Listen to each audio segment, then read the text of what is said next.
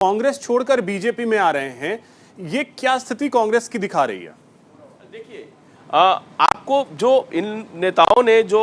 BJP join करते करते समय जो बयान दिया है उसको तो जरा आप ध्यान से देखिए। सबसे पहले तो उन्होंने जो बात बताई है वो बताई है कि कांग्रेस पार्टी जो है वो ग्रुप में बटी हुई है, अलग अलग लॉबी है, उनके अलग अलग लोग हैं और वो उसमें वो लोग अपने आप को असहज महसूस करते रहे। संजय निरुपम ने अभी थोड़ी देर पहले जो प्रेस कॉन्फ्रेंस की उसमें कहा कि 5 लॉबी बनी हुई है, सोनिया गांधी की लॉबी है, राहुल गांधी की लॉबी है, प्रियंका गांधी की लॉबी है, खड़गे जी की लॉबी है और बिना नाम लिए एक बोला एक पार्टी की लॉबी है जो केसी वेणुगोपाल पे उनका हमला था। और ये जो नेता जितने भी अलग हो रहे हैं,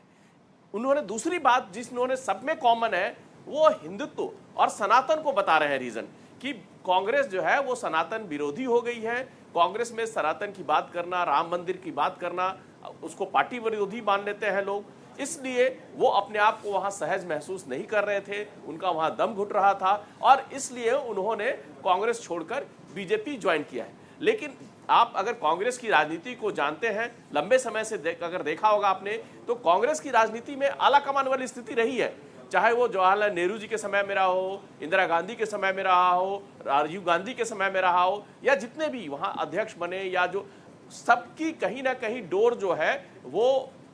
कांग्रेस जो हाई कमान है, सोनिया गांधी कह लीजिए या गांधी परिवार कह लीजिए, उनसे जुड़ी रहती है। और वहां तक पहुंचना आज भी कांग्रेस के कार्यकर्ताओं के लिए, कांग्रेस के विधायकों के लिए, कांग्रेस के सांसदों को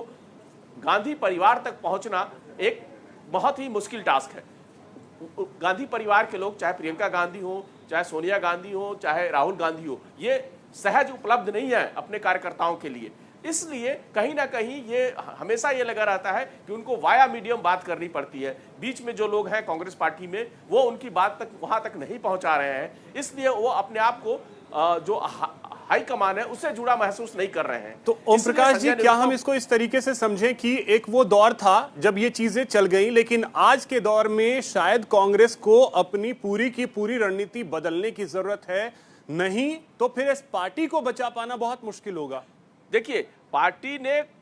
इसकी कवायद तो शुरू कर दी है। अभी तक आपको देखिए कि उन्होंने जो मल्लिकार्जुन खड़गे को अध्यक्ष बनाया, ये उसी रणनीति का हिस्सा है। गांधी परिवार अब धीरे धीरे ये अपने, कह लीजिए, जो अपने पावर को डिसेंट्रलाइज कर रहा है, लेकिन जैसे राहुल गांधी हैं, प्रियंका गांधी हैं, ये आगे आगे पार्टी की कमान संभालेंगे आने वाले दिनों में।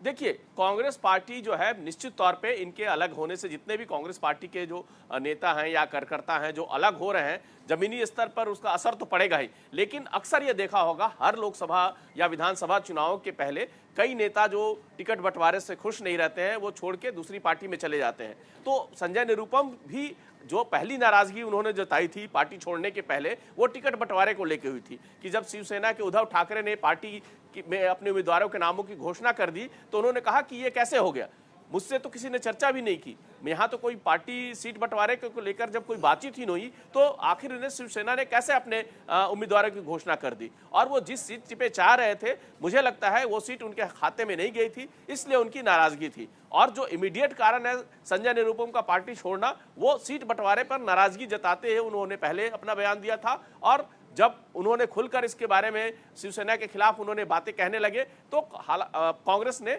उनके खिलाफ अनुशासनात्मक कार्रवाई करते हुए उन्हें पार्टी से निकाल दिया। उसके बाद संजय निरुपम ने आज प्रेस कॉन्फ्रेंस करके कांग्रेस और कांग्रेस के लोगों पे और उनके नेताओं पे तीखा प्रहार किया है।